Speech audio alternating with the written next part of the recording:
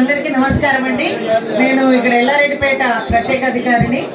ఇక్కడ ఇంతకు ముందు ఇచ్చిన అప్లికేషన్ ఏవైనా కూడా ఇది నిరంతర ప్రక్రియ. ఈ రోజుతోనే అర్హత ఉన్న వాళ్ళు వీళ్ళే అని చెప్పడం జరగట్లేదు. మాకు సంబంధిత అధికారులకి మీరు ఈ రోజైనా అప్లికేషన్ ఇవ్వచ్చు, రేపైనా ఇవ్వచ్చు. ఇక్కడే ఇవ్వాలని లేదు, మీ సంబంధిత గ్రామ పంచాయతీ ఆఫీసు మనకు 139 దరఖాస్తులు వచ్చినాయి. దానిలో 130 19 ఎలిజిబుల్ అండి, 120 ఎలిజిబుల్. ఇప్పుడు చదివి పెట్టండి.